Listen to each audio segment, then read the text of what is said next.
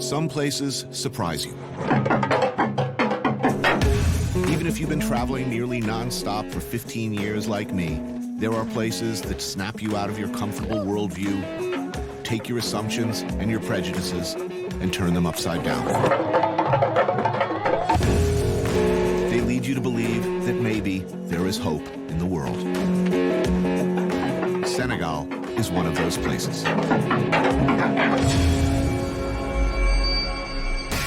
I took a walk through this beautiful world, felt the cool rain on my shoulder, found something good in this beautiful world. I felt the rain getting colder. Sha-la-la-la-la, sha-la-la-la-la-la, sha-la-la-la-la, sha-la-la-la-la-la.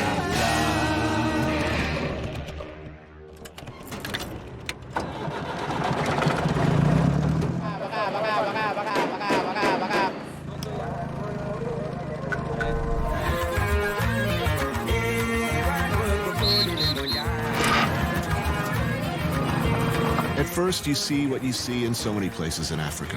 The noisy streets, busy markets, the controlled, consensual chaos of daily commerce.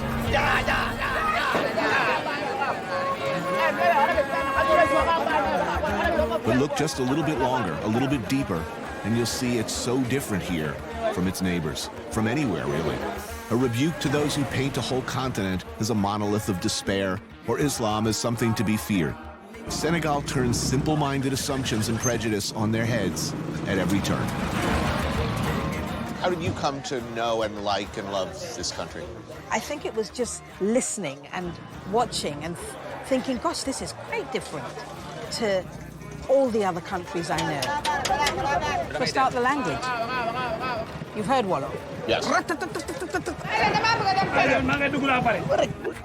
Sometimes you think people were quarreling. Right. And they're not. They're loving. They're laughing. Ofeibea Quist Arcton is the NPR Africa correspondent. She's of Ghanaian descent, but has made Dakar, the Senegalese capital, her home for over 10 years. The Senegalese are easy to get on with, and they care about you.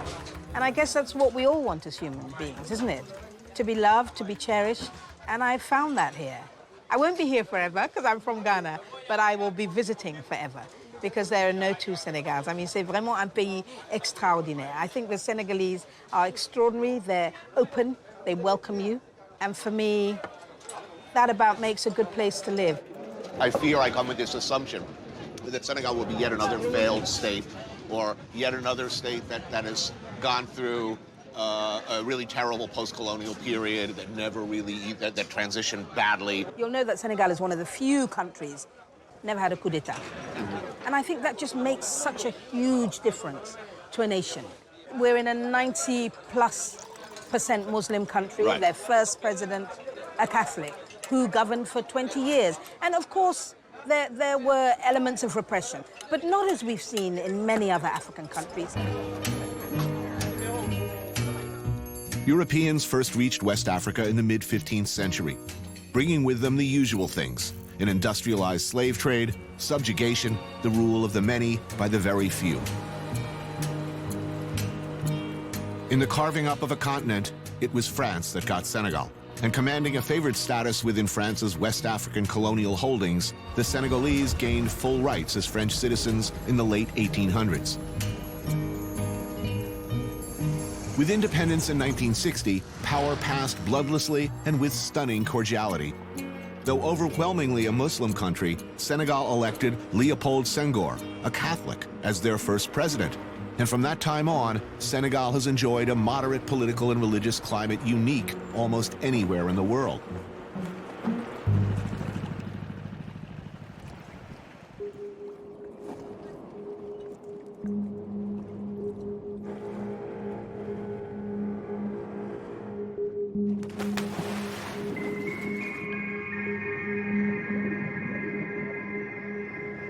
Well, food is great when cultures meet, you know, because the colonial power brought their food culture. I think that's what makes great food. And Senegal is great for that because of its geographical location. It's a crossroad. I think that's what makes the food quite unique here. Pierre Cham is a chef, restaurateur, and cookbook author who was born and raised here in Dakar. His books are absolutely fundamental references when investigating Senegalese cuisine. This is Senegalese favorite fish. It's called chof. It kind of tastes like grouper, so I think we should have it. Grilled fish. Senegal has famously delicious food, flavors and often ingredients that should be eerily familiar to any fan of Southern cooking. We meet at Cour de Cassation Beach, serving food just the way I like it. A shack on the water, catch of the day, cooked up out back. This whole thing is illegal, actually. Right. They don't have But a I mean, they license. continuously operate. I mean, it's But every once in a technically- while I come and it's closed, the police shuts them down. right, and then they come And back. then they come back, you know. Oh, these are supposed to be good, right? This is local beer. It's It's local the finest of the local beer. Well, it's considered the people's beer. It's the cheapest one. Oh, well, Yes. figures. I'm a cheap date. You want to hide these? Actually, they just put it under the table, actually. You know what I'm going to do? Yeah. Cheers, man. Cheers. Welcome to Dakar. Thank you. So, I'm really interested in your story. I mean, you were born here, Yeah, right here, Dakar. right here in Dakar. Yeah. Went to New York. Yes. I mean, I'm jumping ahead some, but First job in New York was a restaurant job, like Of course. every immigrant. Right. You know, I was a busboy actually, but from a busboy, just fell in love with what was happening behind the kitchen because, you know, I come from a culture where kitchen is a women activity, you know, so it's like I'd never seen men cooking. what was the type of cuisine you were learning? Mostly American, continental American, and Yeah. then it turned into Jean-Claude was French bistro. Right. From Jean-Claude, boom, opened around the corner. It was like early Wait a minute, 90s. boom, on Spring Street. On Spring Street. Okay, wait a minute. Now, I used to work at that store. Before it was called WPA. So we work in the same restaurant kitchen. Same kitchen. Downstairs, basement kitchen was downstairs. Yeah. I can't believe this, man, because Boom was really the defining moment for me. Boom had like this global ethnic / Italian. So you saw a window to start introducing West African flavors. Yeah. And it worked. People were receptive to that. Absolutely, yeah. Oh, wow. Tonight, we're having yassa, made with the local fish called chof. Cooked simply, on the bone, wrapped in foil, and steamed over the fire. Served with a mignonette-type sauce of onions. Oh, yeah. Grilled mussels, sea urchin. Grilled mussels, cool. Yeah. Oh, that's good. I'm starving. I mean, I'm really hungry. So, what distinguishes Senegalese cuisine from the neighbors? I think we have the best food in the continent. You've traveled in the American South? Yeah. I mean, you notice some things about the food? That's familiar. It's familiar. I mean, look, like shrimp and grits. Okay, I mean, I've eaten shrimp and grits in Africa many times. I mean, they call it something else. Exactly. I think the most interesting part of American food is our contribution. How did you feel when you first turned on TV and you see some, rich white lady and she says, well, we're about to do, this is an old family recipe, an American classic, a traditional favorite. And I said, wait a minute, that's mine. that's mine. I mean, happy, proud, pissed off, what? Oh yeah, proud, happy too. No, not pissed off. No, I wasn't never pissed off. I thought, I think food is such a great way of uniting people, It's like breaking barriers. Food is not only about feeding yourself here. In Senegal, it's a whole culture. The most important value is what we call teranga. The more you share, the more your bowl will be plentiful. It's not how much you have, it's how much you give. That's what matters in Senegal. So teranga is that culture.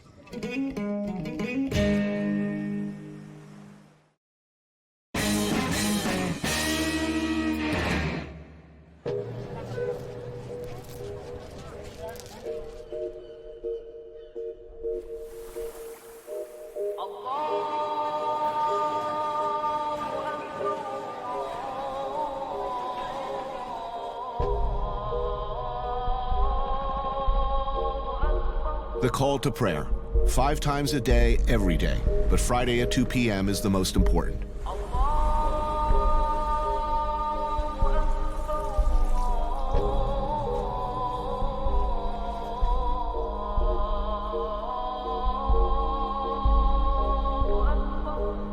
Dakar shuts down as people head to the mosque. The invocation of the muezzin reverberates throughout the city.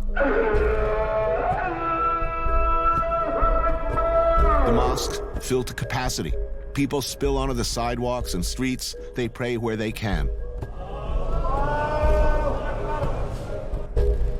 In Senegal, the majority of people are Sufi Muslims, practicing a mystic form of Islam, which is often considered more tolerant. Senegal is very different from other countries.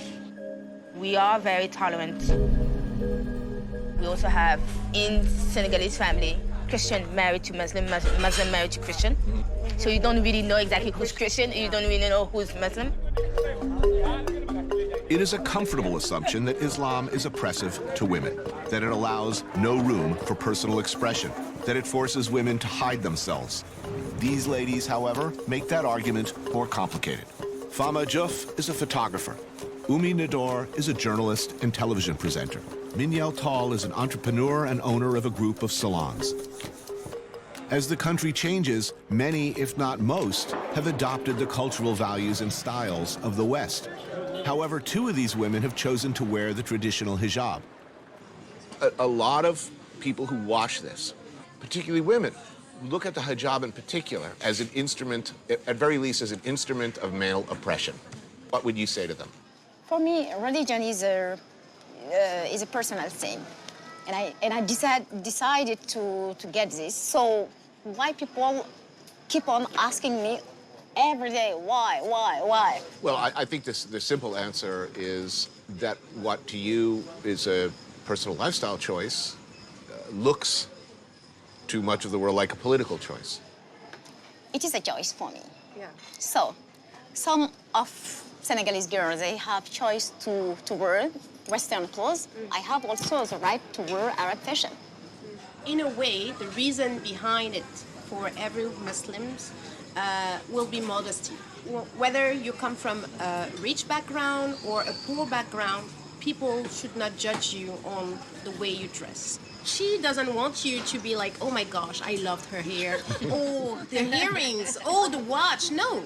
You see us as something threatening, but we are just here in peace. What about women's roles here traditionally? In many of the African countries that I've been to, often you will see the man walking up front and behind the wife and the children, you know, carrying the bucket of water or, you know, laden down, doing the work. I mean, here in Dakar, you're not gonna see it. You say that with determination. Oh yeah, I am definitely sure for that. Okay. As if you will personally ensure that you won't. Yes. Seriously, I think it's time for women to change the face of Senegal. Why not now? They're not ready for that right now. Why not? What's missing? You will have powerful women, like arguing for what we call parité here, so gender balance. And then you take that same woman and you tell her that her son is supposed to start cooking and doing the laundry. Laundry is even worse. Sorry, what's wrong with that? So for a Senegalese woman, taking care of her man and treating him as a king is part of who she is, and she's taking pride out of it. It's too easy to be a boy here in Senegal. Nothing.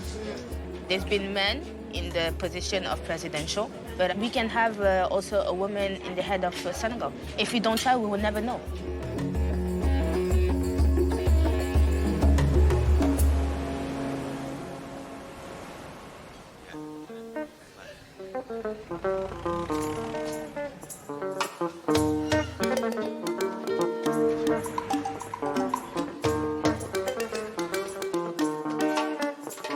Sometimes we get lucky. We get to do things on this show just because it's a show that are frankly awesome. Like this, a small restaurant in Dakar, the delicious smells of Senegalese cooking coming from the kitchen, a band. Si madu umuge nangana lo fete madu nyanga duga nangana lo fete.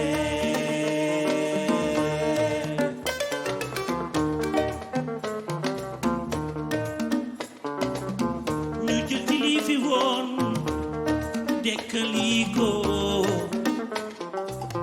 Jelati fi tain bole ko muju so lege si biru ganane yunu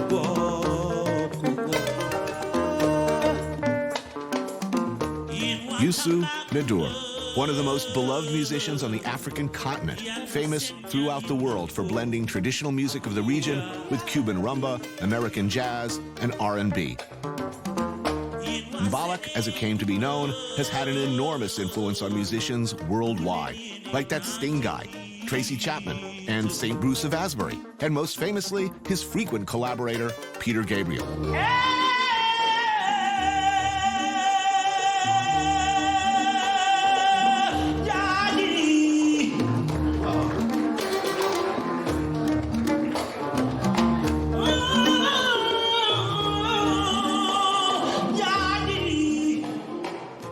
People start to talk about you when you were age 12, when you started to perform professionally. Yeah.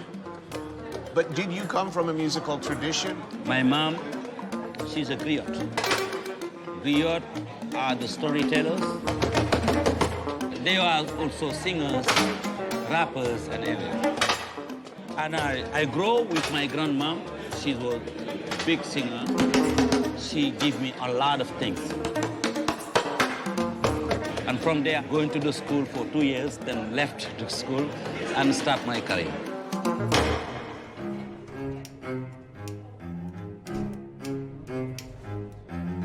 Tonight we are having a beef mafe, which is a stew thickened with ground peanuts. There are similar preparations throughout West Africa, but the Senegalese version is particularly great.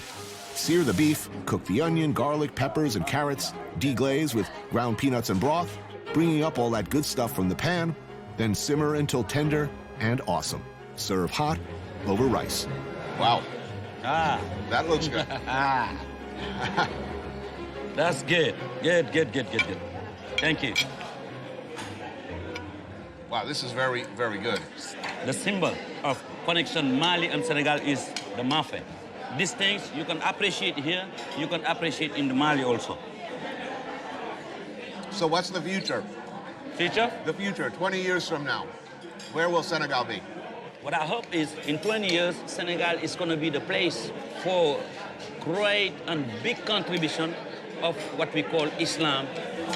Do you think there's any danger of the kind of radical Islam that we see taking hold in many places in Africa? All these people who are using the religion, Muslim religion, to do bad things, I think Senegal have an example.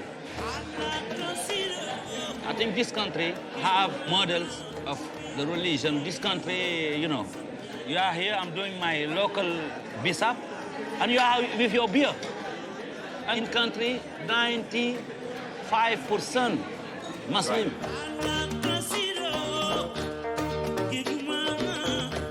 And I think this example can help the world. I hope so. Inshallah. Inshallah.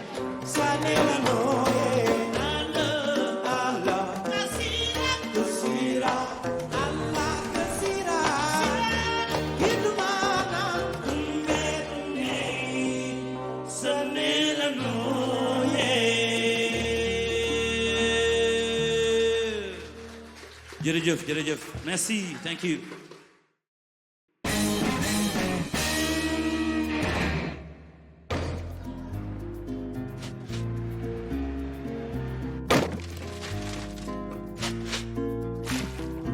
Time stopped.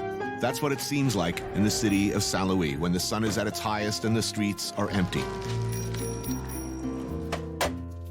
160 miles up the coast from Dakar, the one-time capital was a hub for all French West Africa, an important port at the mouth of the Senegal River. S'il vous un baguette comme ça. Every culture has an iconic, much-loved street food, the kind of thing you yearn for when you're away. We have our dirty water hot dogs in New York. Here, they have Ndambe. Nambe, s'il vous plaît. What people have described as a bean sandwich, but what is really a spread of spicy lentils on a baguette. You buy your baguette at the bakery, bring it over to the nice lady. She slathers on the good stuff, and there you go. And it is indeed addictively delicious.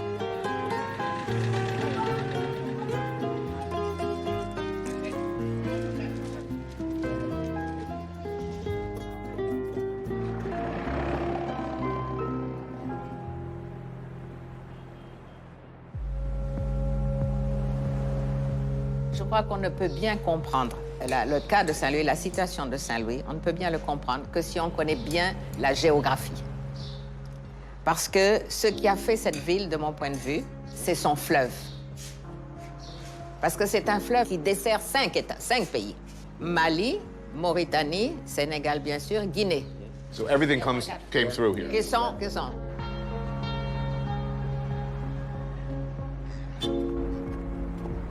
Attitudes about many things are decidedly different here. Where many post-colonial cultures are ambivalent or conflicted about their bloodlines, picking black or white to identify with, here people are proud of who they are and where they came from. All of it. I'm curious why the post-colonial experience in Senegal is so different than the post-colonial experience almost everywhere else. I think that the pre-colonial and the colonial experience in Senegal is different also. Not only the post-colonial experience, because Saint-Louis had lots of influences, I think. Arab, Portuguese. Before that, Portuguese and English first. Yes. They were here. And after that, from the Morocco. My feeling also is that because we're at the crossing of various roads, independently from the colonization period, makes the Senegalese people very open-minded, very good negotiator also. Marie-Caroline Camara is a Saint-Louis métisse. Senegalese father, French mother, and she's hosted a lunch with some friends and colleagues, all of whom consider themselves Senegalese first, before anything. And my feeling compared to other African countries is that maybe it's come also from the Wolof women, because the Métis family here, people were really married. But at least between Wolof and other groups. You know, compared to West Indies, where even if people had, some white people had children with their slaves, they were not recognized. Here, all these children and unions were recognized. Yes. So for me, that is very special. The most richest in Senegal is our culture. It's not petrol, oil, or other thing. I think that is our culture, our type of life, our customs. Music. Music, yes, our culinary art. Okay, so we're eating mulet farci à la Saint-Louisienne. Lovely. It's a big fish from the river. Mullet farci, stuffed mullet, the fish deboned and filled with a seafood farce of fish, herbs, vegetables, and bread, and baked. It's an amazing meal, delicious. Amazing meal? Yes, really good. So, how are things in Senegal today? How things? What kind of things? Is the environment good for business in Senegal now? Is it getting better? I mean, there seems to be a lot of money coming in Dakar. You see buildings going up. Somebody's building. The key thing for me will be the development of businesses. And because when you look at all these young people in Saint-Louis, and there is no companies to employ them, let the young people take a big part of the power, which is not in our tradition, but we need the young people to be strong. If you could compare yourself to someplace else in another major city in the world. Yes. The New York of Western Africa? The Hong Kong of West Africa. Oh, no, ouch. Yeah, you're right.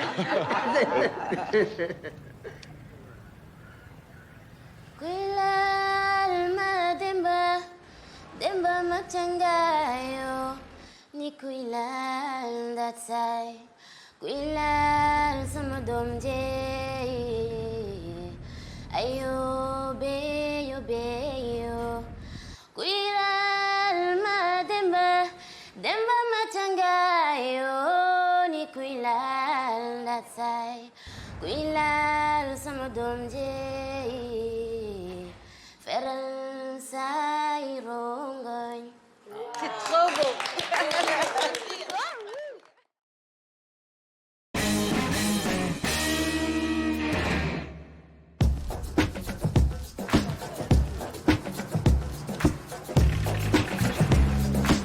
Money. You like it, I like it, we all like it. And there's a flood of green pouring into the developing world. Greed-head foreign speculators for sure, but also entrepreneurs, often educated abroad, but returning to build businesses around a growing middle class. Telecoms to financial institutions to the restaurants that grow up around them. Maquis were once neighborhood working-class dive bars. Now, many are becoming more respectable drinking establishments. The Brooklynization of Africa begins. Cheers. I joined Pierre, his film professor brother Pierre Cham, and their friend Patma Jauji, a local businessman. Who is joining the middle class in Senegal? Where are they coming from? Most of the people are local people who now get proper training. Right. And then you have a small group of guys like us who went abroad and are coming back. Now, a phenomena that I have seen in other countries in West Africa is one where people leave either because of war, oppression, necessity, financial, education, and when they come back, there is resentment. How do they feel about people like you who go and come back? You know, unlike most other places, over here, there's a tremendous amount of pride in your family. Senegalese rarely go and just cut off. Yeah, it's true. No, that's true. But in addition to people who go, they send money back home. There's more money coming from the immigrants than the money that we receive from the World Bank or IMF or everything like that. Why is this the case in Senegal? Where does this attitude come from? It's just the nature of the social fabric. It's not an individualistic society. What about the French colonial experience? That too, was it different than? It's very different from Senegal to the other countries. Because the French used Senegal as their as their anchor for their colonial expansion. The French then said, okay, you Senegalese, we're gonna train you up to borderline high school education, and you're gonna be the forefront, the fulcrum of our administrative service. So if you go to Cote d'Ivoire, you go to Burkina, a lot of the guys who are running the administration were Senegalese. I think one of the major differences between Senegal and the other countries, not that we're better or anything like that, but in Senegal, it's probably one of the only countries in West Africa, or probably in all Africa, where I can be from one ethnic group and he can be from a different ethnic group. But we can talk without French, using a local language and understand each other, because everybody speaks Wolof. I happen to believe that this world is going to be a better place when more cultures are actually given a chance to be put at the table.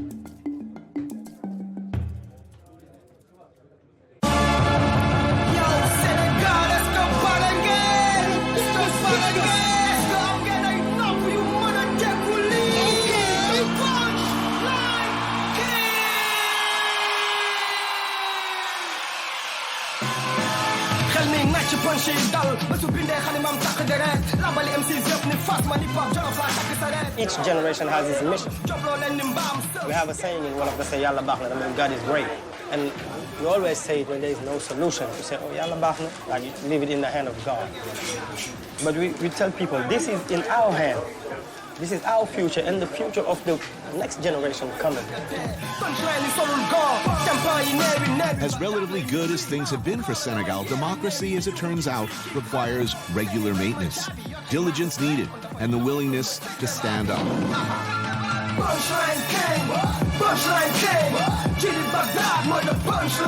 Jilly Baghdad is a musician and activist who's doing what, well, the last poets and Chuck D and others have done before him. Say things that are important, loudly, and often.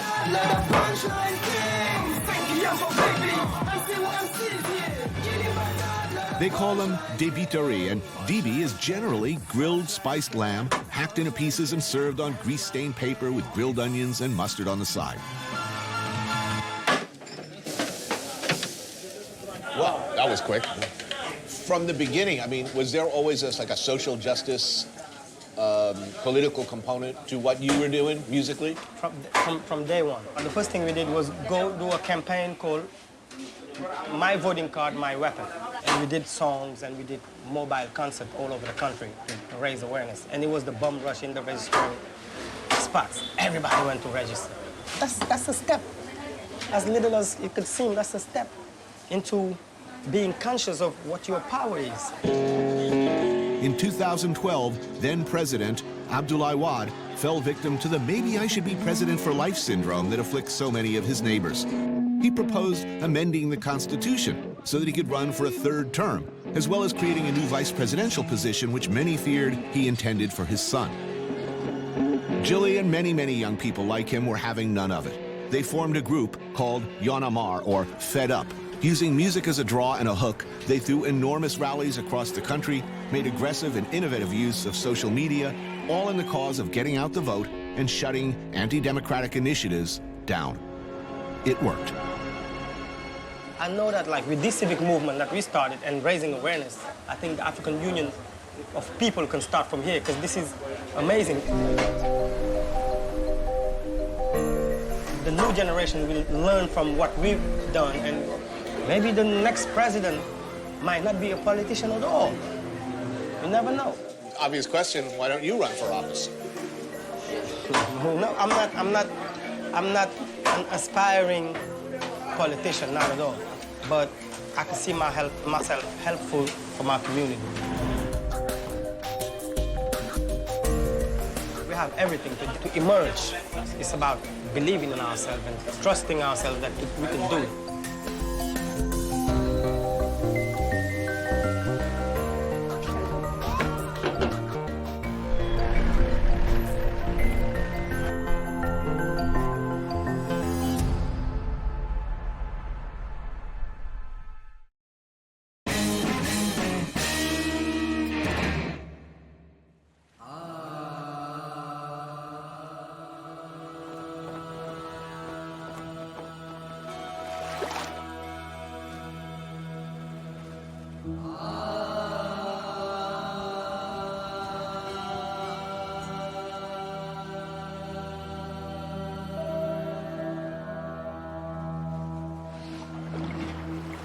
Lac Rose, known for its pink hue and salt harvesters, sits near the Senegalese coast.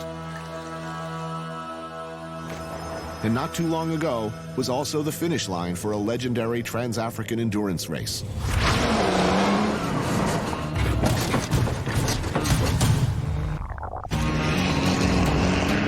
Okay? Yeah, great. No problem.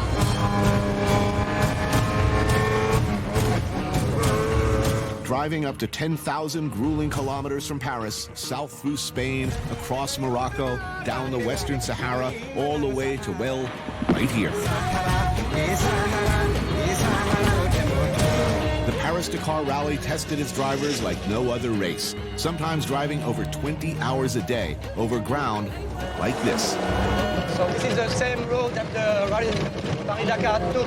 Jean Hazard is a Senegalese of Lebanese descent who grew up here watching the final stretch of the race.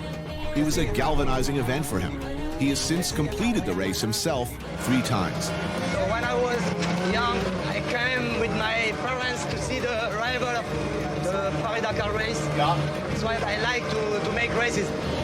It's been 8 years since specially modified true off-road vehicles with powerful engines and cutting-edge designs roared across the desert and through tiny African villages.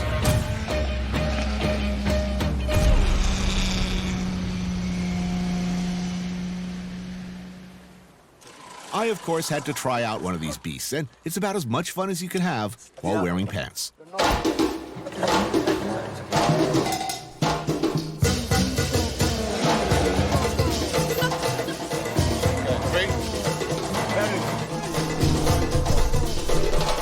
Where am I going? Good.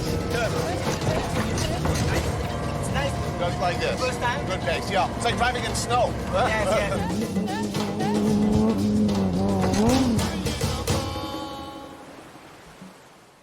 After terrassing around for a few hours, it's traditionally chicken and beer on the beach. We're joined by Jean's fellow Paris-Dakar racers, Mamles Jallo and Abdou Cham. My friend Mamles made 12 times the Paris-Dakar. 12 times? With bike. Motorbike. On a motorbike? Yeah. Wow. So what happened? It stopped in... The last race was in 7. In 8...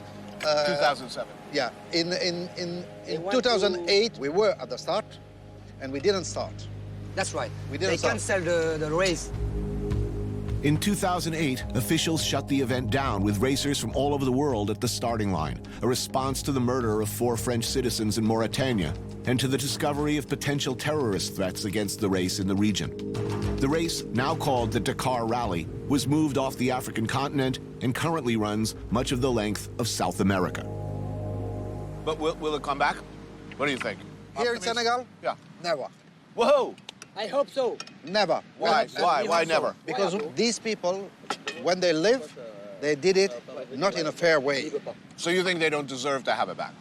No. But is there still racing here? Within the country? Within Senegal? I mean, you race. We have, after South Africa, the second circuit in all over Africa. It's very, very, very important for us, for Africa, and it's exceptional for us. How do you like the chicken? It's okay? Oh, man, it's good. Are you kidding me? Hitting it hard. So you told me before that if I wanted to, I could get in the car and drive to Saint Louis. To Saint Louis. That way. How long will that take? C'est plus court. Flat out. An hour and a half. Let's go. Let me finish my chicken.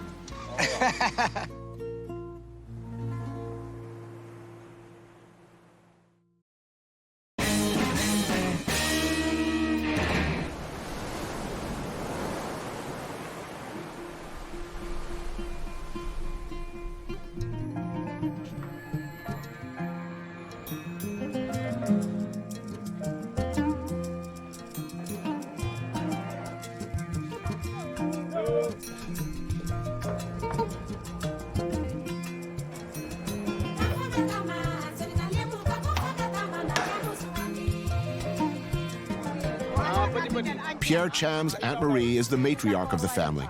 She often hosts uncles, aunts, sons and daughters, friends and relatives from near and abroad. Teranga is hospitality. That's the translation. But it's the most important value is really the way you treat the other.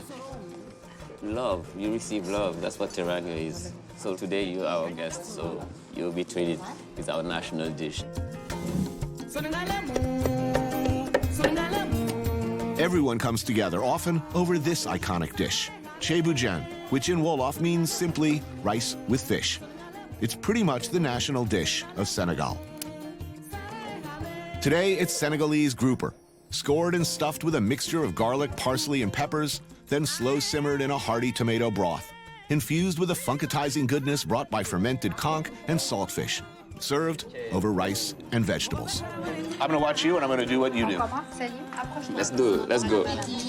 The meal is eaten from one communal platter, an experience both fun and instructive, sustenance and life lesson.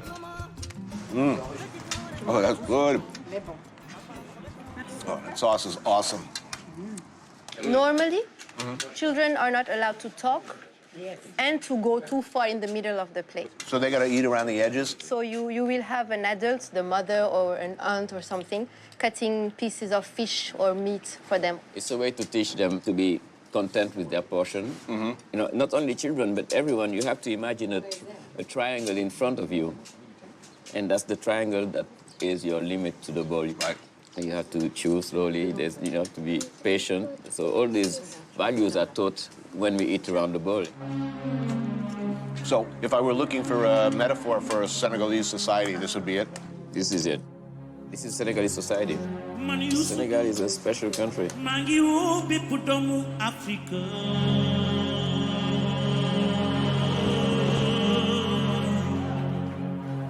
ñu bokk xalaat bokk gis-gis bokk yéene